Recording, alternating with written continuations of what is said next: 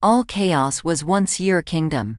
Verily, held ye dominion over the entire pentaverse, but today ye was sore afraid in dark corners, nooks, and sinkholes.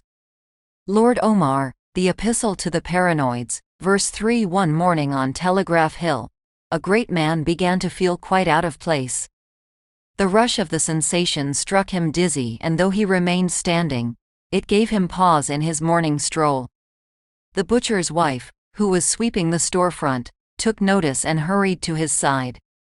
"Good heavens, sir," she called, placing a hand at the man's back. "Are you about to faint?" "Not at all, my dear." The sentiment is well appreciated. He dabbed at his forehead with a handkerchief. "Though I must remind you, it would be more proper to address me as Your Majesty." "Right, quite sorry about that." The butcher's wife took up her broom and motioned to the doorway. "Perhaps a meal would shore up your constitution."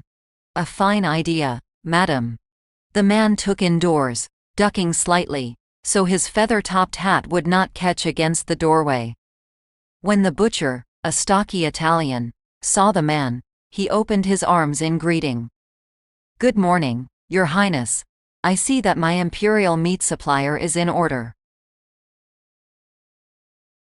The man surveyed their goods. "I would hope that my decree regarding the unsurpassed fineness of your pig's feet has not been made folly." "Not at all." The butcher took up a package and set it before the emperor. "In fact, I have already prepared something with your tastes in mind." The emperor opened it to find a generous serving of cured ham. Exactly the courtesy I would expect of a market so honored. From his billfold, the man produced a note and placed it the butcher's hand.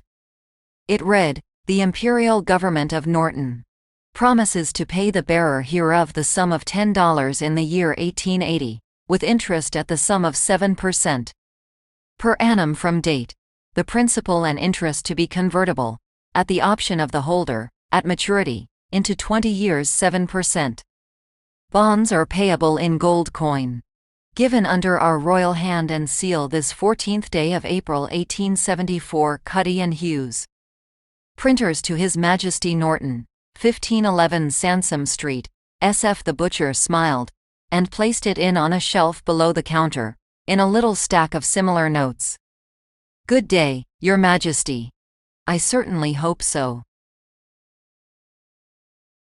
A few minutes after, Norton, still neatly dressed and serious-looking, had progressed down to the shoreline, where he had been joined by his faithful hounds. Bummer and Lazarus, as the royal dogs were known, lapped at his heels. He took a second to drop morsels of the butcher's offering at their feet. The alien heat in Norton's thoughts still lingered. In conversation, a student of philosophy had once told Norton of a peculiar state of mind, which can accompany an epiphany or a seizure. The never seen, which makes the familiar seem utterly foreign.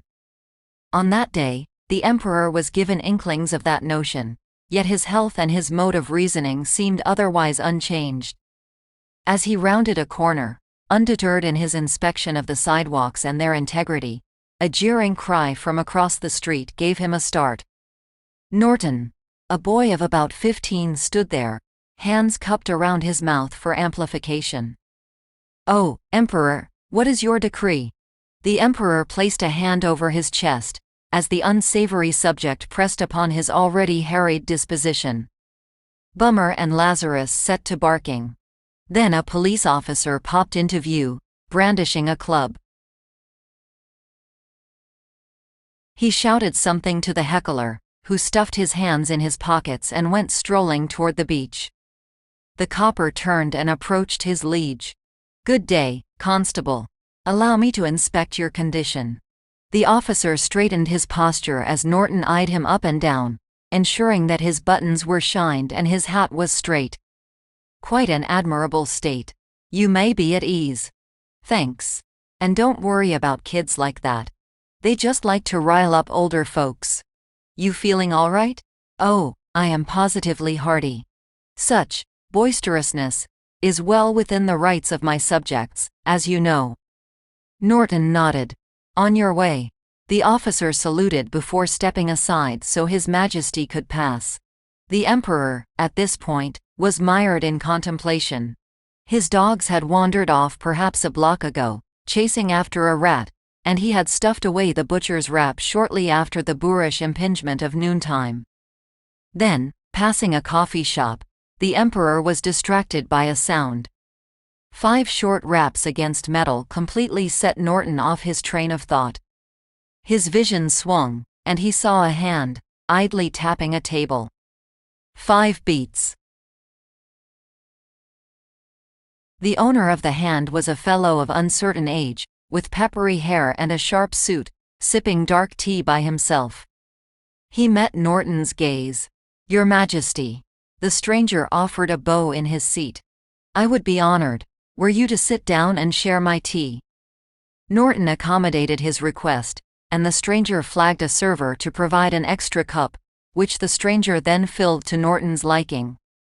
After a period of silence and ingestion, the stranger spoke. "If I may be so bold, O Emperor, you seem very troubled today." "Are you not?" Norton gazed down toward the table. "You are very perceptive, hold on. Did you tell me your name? Pardon my impropriety. I am a traveler from an antique land, you know, and my customs are a little out of whack." "You were saying?" Norton stared at the pin affixed to the stranger's lapel. It bore a design composed of 2 curves facing each other, with a straight line running across their intersection. Yes. I have been beset with confusion since morning. Chaos. Excuse me? It was chaos you felt this morning, and then disorder which you encountered around noon. Now, you are beset with confusion. Your last point certainly rings true. Before the day is over, Your Majesty, you will know more, and understand much less. The 5 seasons will visit upon you in your flux, and you must take each to heart. 4. The stranger leaned in, and lowered his voice. Arrangements have been made. Gray-faced men with protractors and slide rules have drawn a box around you with 5 corners. A prison with black bars. Norton sputtered in his tea. "What foulness possesses you that compels you to speak this way?" "Good question. Indeed, do many things come to pass? Do you think this nonsense is true, or is this another mockery?" "Everything is true." Joshua Norton took himself up from the chair. "I have had enough of you and of your bitter tea and of your madness. Good day." The Emperor stormed along his original path. He heard one last reply from the sharply dressed lunatic. "Remember, Your Majesty, the Empire never ended." In a few hours' time, the Emperor found himself quite hungry. He took to a restaurant, and, after giving a royal welcome, the waiter sat him down and took an order. "Good evening." The Emperor greeted the fellow sitting next to him, who appeared to be a businessman, a profession with which Norton was well acquainted. "Hello there. Would you kindly mind if I took my dinner with you tonight?" The man seemed amiable enough, and Norton did not prefer to dine alone. The man looked him up and down, at his fine imperial uniform and unmistakable dignity of spirit. "Sure. Very well, honored subject." Joshua seated himself opposite the other diner, who was also waiting for his order. "We are to be introduced. I am Joshua Norton I, Emperor of the United States and Protector of Mexico. I'm Thomas. I have had a most distressing day, Thomas, and your hospitality heartens me." "Ah, thanks. I've had a rough one, too." "Oh, but I doubt you would know the full extent of my woes. There is a great worry leaning upon me, and everywhere I go, I am further assaulted by—" Joshua was interrupted by some shouting outside. He paused for it to abate. "As I was saying, each hour leads me to more shouting." The other patrons were doing their best to ignore the din. "I am assaulted by new challenges to my serenity," and Norton caught himself raising his voice to be heard over the noise. Finally, he looked back, through the window, and saw the source of the calamity. An anti-Chinese demonstration had collected outside a nearby building, and a pair of Oriental gentlemen were being accosted by the protesters. Guns were visible among the crowd.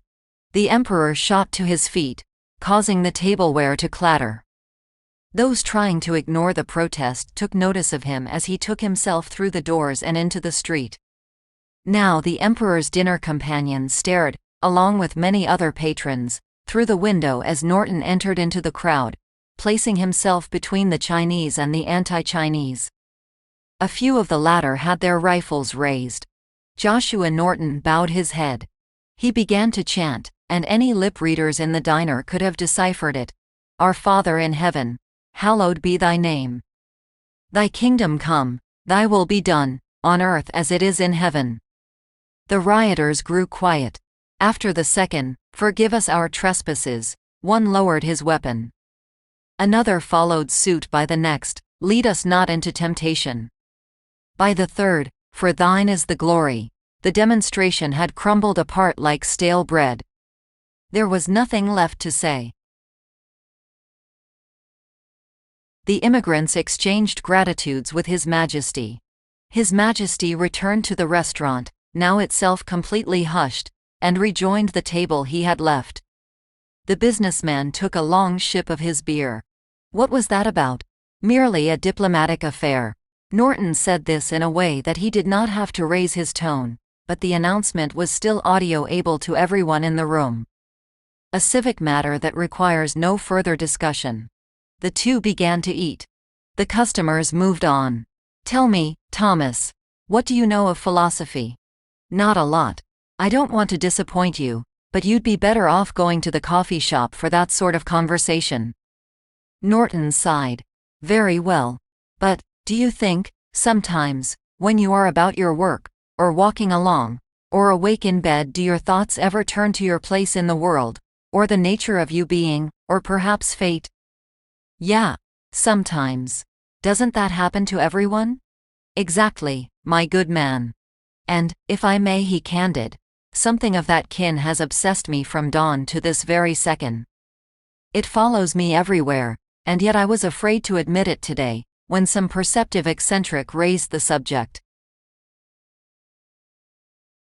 "What's that?" "This may sound mad, but I have the sensation that this world's not my own." "I don't know what to say to that." "Of course not. The very idea, and yet, I find myself here, on the 19th of February, in San Francisco, an emperor of my nation.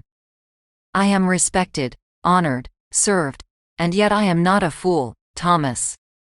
I know this to be a matter of posturing. I am humored, perhaps wishfully, at best. At worst, I am scorned as a lunatic. I can't lie, it ain't a usual line of work you're in. And yet I am. As surely as the blueness of the sky or the wetness of rain, that nobility, that authority, is what makes me. But it is empty, and I am not one to give myself to vanity. It is as if the whole world has been turned backward, and I alone remain in place. Sounds like a bad mood. You speak understatement. My happiest memories and my darkest in kind are pallid to me. Curdled. Tell me, are you blind to it? I disbanded Congress. I decreed the establishment of a League of Nations. He pounded the table in frustration. I am sovereign, I am. The emperor realized, then, this he had given himself to anger, much to the attention of those nearby. It was shame that overcame him, then.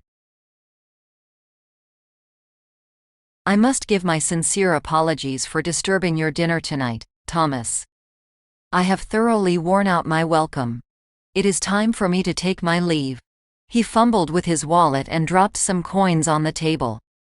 They were genuine. This should cover my meal. The emperor made his exit. In the dusk, in full view of the Pacific Ocean, Norton I took stock of his day. As the sun set on the Empire of the United States, its emperor did not resign, but he certainly felt resigned. Whatever was making him feel this way was past. He lived only in the aftermath. There are trivial truths and there are great truths. The opposite of a trivial truth is plainly false. The opposite of a great truth is also true. This content is Creative Commons. Relevant attribution can be found in the description.